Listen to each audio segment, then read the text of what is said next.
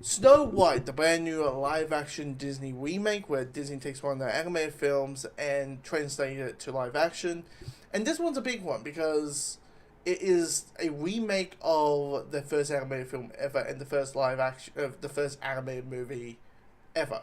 So, first Disney and first animated film in the history of cinema, right? So, it's a big one, it's a huge one. And they normally, like, a lot of these anime films get a lot of these live action films get controversy just because people feel they shouldn't even be a thing, because they feel like, well, yeah, they're not going to um, be topped to the original film. They're not going to beat the original film. This thing, like, nothing's going to capture the magic of the original film, so why bother? And plus, like, but also there's this other camp, which is if you're going to do it, you better do a shot-for-shot remake of it. If you're going to do it, don't change anything, right? But how is this movie? How is this movie in a vacuum? So I came out watching the movie. I just came back after watching the film, and what I can say is that I enjoyed it. Now, is it perfect? No. There's things that I'm like, I understand why you did it, but you could maybe do another draft, or maybe think of something, or make it a little bit more strong, a little bit more impactful, in with the elements that you want to do here. But I enjoyed the songs in this movie because there's the original film. I did rewatch the original film like less than 24 hours ago. So in the original film, there's like probably like what 3 songs in the entire bunch. Um, so you got that. There's 3 songs in the entire movie, so they added more songs to it, and most of them I enjoyed. I enjoyed most of them, and they expand the songs from the original film, like the dwarves, which I don't mind their look. By the way, I don't mind the looks of the dwarves. I just think it's a situation where people would complain no matter what. If they went for the Hobbit well, how Peter Jackson did the Hobbits and Lord of the Rings, or they hired 7 actors of that height, people would complain that they don't look like their animated counterpart. And I think it's also adding the fantasy aspect to them.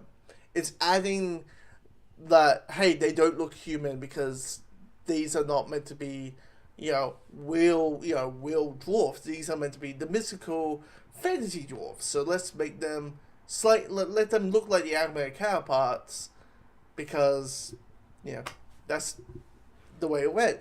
To hammer home, these are meant to be the mystical versions. Anyway, but their song they expand, the mining song, they expand on it. It's pretty well put together. Um, I think it was it "Dreaming for a Wish," the song that they are advertising with this movie. That's really good. The Evil Queen song, like, look, yeah, Gal Gadot, she can hold a tune. She's not a bad singer. She can hold a tune. It's a little bit unfair because 3 minutes ago you hear Rachel Zegler, is a Broadway actor, has sung on Broadway. Um, like 3 minutes ago. So it's that weird jarringness where you hear like amazing singing to good singing. So it's a little bit like that weird jarringness there. But her song, that the Evil Queen song, really well put together. I was like, damn. And it's like the dancing, the choreography that happens in that musical number, that works really well. As a musical as a whole, I quite liked. And by the way, I really did enjoy the performances in this film, mainly from Rachel Zegler and Gal Gadot. Gal Gadot particularly because I could see what she was going for, which is if you're a person who gets to do, kind, if you're a person who no ifs no buts gets anything that you want, there's gonna be a sense of cockiness with it. There's gonna be a sense of you think you know everything to it, right? And she adds that to the Evil Queen because that so anytime she talks, there's a bit of a smirk or a sense of a grace and playfulness of it because it's like, yeah, I know that the husband didn't kill Snow White, but she's gonna be dead anyway. Oh, don't worry, I'll poison her with an apple. Yeah, like it's like someone who just feels so relaxed. Even if something goes south, you're still relaxed with it. Just and maybe a sense of annoying, a little bit of annoyingness of it, but still relaxed with it because you are aware that you are going to be, yeah, you're relaxed because you know that what you want is going to happen. So I really enjoy her performance in it. And I find like the big blockbuster films work for her sensibilities because I saw that movie, that spy film she did last year. Was it Heart of Stone, where she's trying to be like the serious, like, look, I'm a serious actor. I can do hardcore dramas. Yeah, she's in that movie. She's wooden as a plank board, and but the thing that's joyful about Gal's performances from Wonder Woman, Fast and Furious, and all that kind of stuff is there's always a little bit of plainness, a little bit of like a winkle in the eye, with her performances. That makes her not great, but makes her a decent performer. And I do feel like every movie we see of her, we're seeing her elevate, and it's her, her acting classes are the films she's in, so she's kind of proving herself each film she goes. So that's good. And I really enjoyed her performance along with Rachel Zegler, who captures all those elements that Snow White is, calm and polite and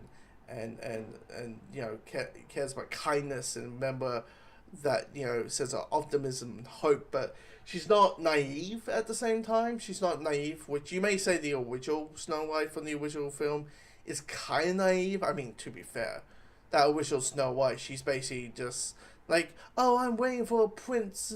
The prince will come and save me. Oh, my little animals, let's clean and make apple pie for the dwarves. But anyway, I mentioned I like the songs and all that kind of stuff. I really did enjoy Jonathan, who is the love interest, who in the original film would be the prince. He has a hell of a lot bigger role and is a hell of a lot better character than his animated counterpart, because his whole thing in the original counterpart in the animated film is, I love you, Snow White, and I will give you the kiss of life, and then they get married. And I was like, if that's going to happen with our love interest, we need more. We need to understand why he loves her, and why she loves him back.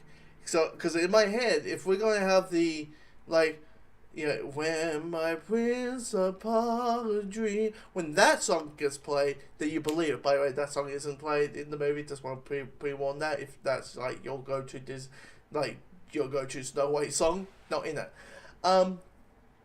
But yeah, I enjoy most of the elements in this film that they add and expand and follow the beats of the anime film, but adapting it for a more modern audience.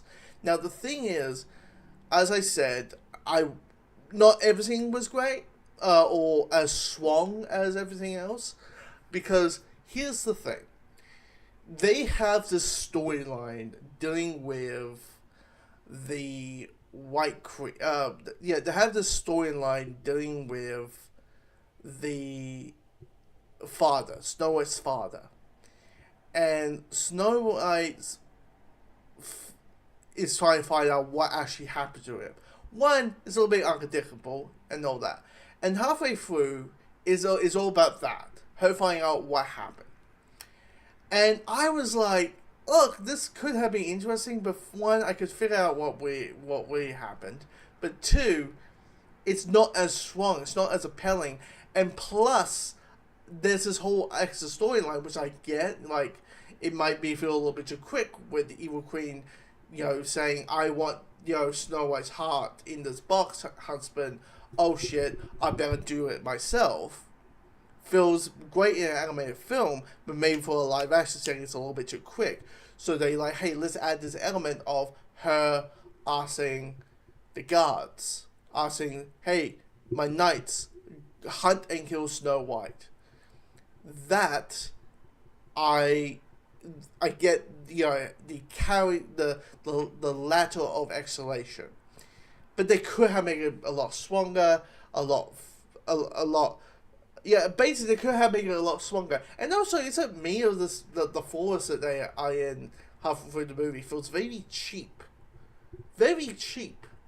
Feels like they just found a park that has like a few forest like trees and they kind of just walked around it. Anyway, but yeah, so that half because I was in my head, I'm thinking, if you want to do a story about, okay, Snow White is going at the end, is going to become the new queen. She's going to take her leadership. You could kind of do it without the dad. You could kind of be like, hey, you are do the destiny thing. You are the perfect person to take the place, be the kingdom, take down the evil queen, and you will be a worthy successor and take care of your kingdom. I think you could easily do that versus like she killed the dad, and she killed the whole father storyline, and plus if you want Snow White to be a bit of a badass, to say the words to the queen, look, you poisoned me and I came back to life, so bitch. So, bitch, you better step the fuck down. Like, that type of thing. By the way, the Evil Queen's deaf in this. She doesn't fall to her doom in this as the old hag. By the way, the old hag, another reason Gal Gadot's performance is really good. I don't know exactly is it. Is that actually her as the old hag? I think it is.